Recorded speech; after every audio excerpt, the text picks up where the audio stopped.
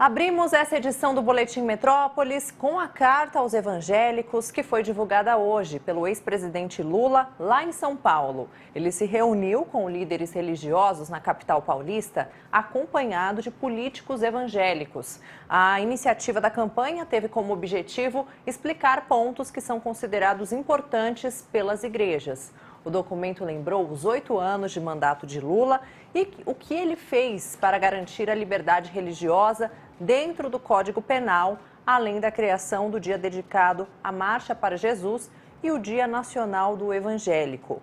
Lula também assumiu o compromisso de, em um eventual novo governo, jamais usar símbolos de fé para fins políticos. E também desmentiu as fake news, as notícias falsas de que seria a favor do aborto e da liberação das drogas e também de fechar igrejas. Para falar sobre essa medida da campanha de Lula, eu vou conversar por videochamada com um cientista político da Fundação Getúlio Vargas, Carlos Pereira. Boa tarde, professor. Muito obrigada por nos atender. Está me ouvindo bem?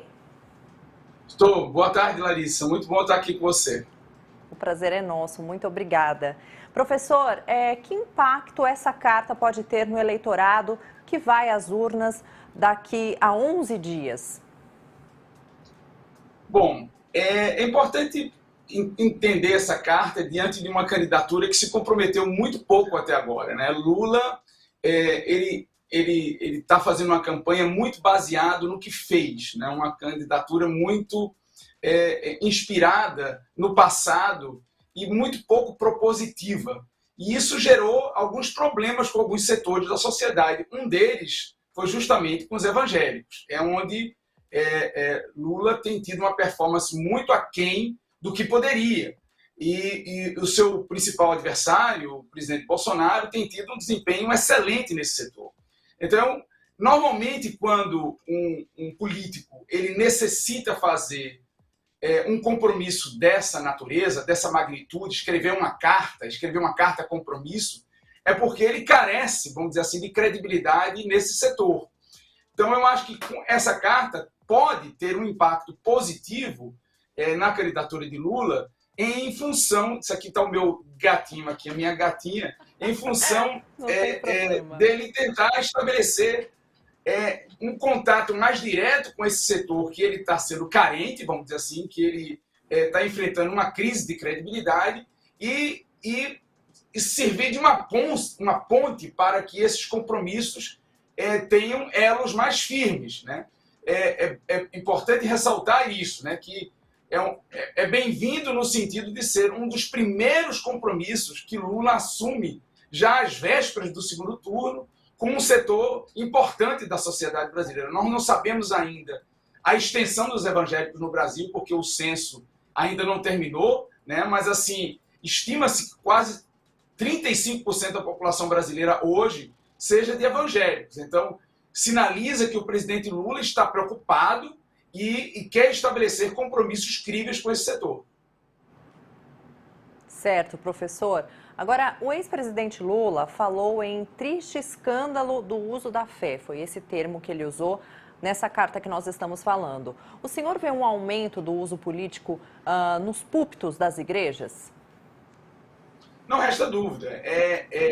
A esfera religiosa é uma esfera também de expressão política. E, normalmente, numa campanha tão polarizada como a nossa, em que candidatos se apartaram, né? Ou seja, são candidaturas polares, em que os eleitores que pertencem a um grupo dialogam muito pouco ou absorvem informação do grupo rival, pelo contrário, cria barreiras ao grupo rival, é natural que essas candidaturas façam e utilizem campanhas negativas contra o adversário, especialmente no que diz respeito às suas crenças religiosas, e se utilizem politicamente disso. Então, é um movimento interessante do ex-presidente Lula de tentar sinalizar para esse setor cada vez mais crescente na sociedade brasileira que ele não tem nada necessariamente contra a qualquer religião, né? Na realidade, Lula sempre se pautou pela liberdade religiosa.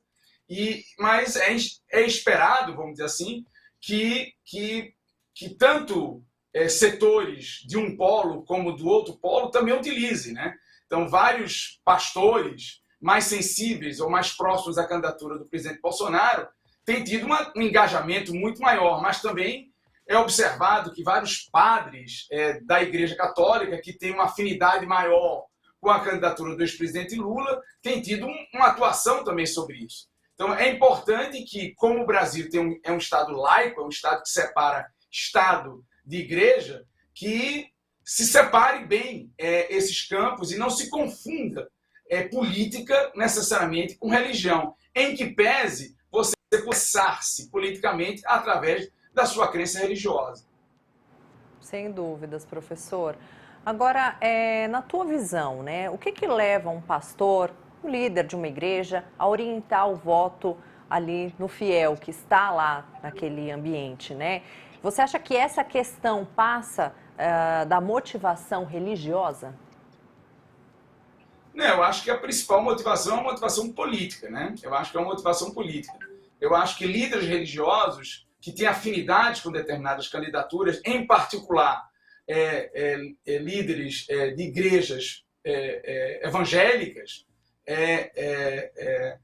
com o presidente Bolsonaro, se utilizam dessas conexões com os seus fiéis para tentar, vamos dizer assim, fazer valer a sua preferência. De certa forma, é uma utilização equivocada do papel de um líder religioso. Porque problemas políticos ou aspectos políticos é muito salutar que um líder religioso discuta com seus fiéis. Mas partidarizar ou mesmo individualizar em torno de uma determinada candidatura, isso para mim é um grande equívoco. E por isso eu acho que essa carta do ex-presidente Lula ela é bem-vinda no sentido de forçar o presidente Bolsonaro a também, vamos dizer assim, estabelecer compromissos críveis de que não vai se utilizar dessas ferramentas para obter voto, né? Eu acho que é uma oportunidade para que as igrejas, juntos com os seus fiéis, discutam temas políticos, mas não necessariamente partidarizem ou se aproximem de um determinado candidato ou crie rivalidades antagônicas com candidatos opositores, né? Sim, professor. Agora, um levantamento do Datafolha mostrou que pelo menos 49% dos eleitores levam a questão religiosa em consideração na hora de escolher o candidato. Como que o senhor vê esse número, né, que é quase metade aí dos entrevistados? É como se a gente colocasse como critério a religião, né, até acima das propostas para o futuro do país. É como se fosse um critério mesmo?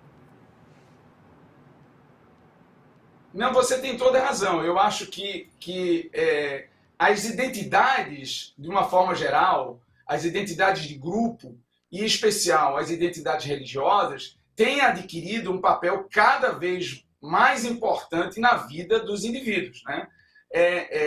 E como você destacou, as discussões elas nem passam mais por uma questão política ou mesmo ideológica. Elas passam muito mais pelo sentimento de pertencimento a um determinado grupo, e em especial, que a gente está discutindo agora, de um grupo religioso. Então, dado que eu tenho uma conexão religiosa, que eu tenho uma crença religiosa e valorizo muito essa conexão na minha vida pessoal, eu também tendo a expressar politicamente o que a religião que eu pertenço, o grupo religioso, a igreja que eu pertenço, com uma determinada candidatura, ao invés de discutir as propostas, discutir o que está em jogo, vamos dizer assim, no debate político. Ao invés disso, as pessoas discutem, vamos dizer assim, intermediam uma discussão política por meio da sua crença, e não por meio da proposta política. Sim, professor, exatamente isso. Bom, conversamos então com o cientista político, professor da Fundação Getúlio Vargas, Carlos Pereira. Muitíssimo obrigada. Gostamos da participação do seu gatinho, sim, viu? Obrigada aqui pelas análises, explicações para a gente. Seja sempre bem-vindo aqui no Boletim Metrópolis. Obrigado. Até mais, Larissa.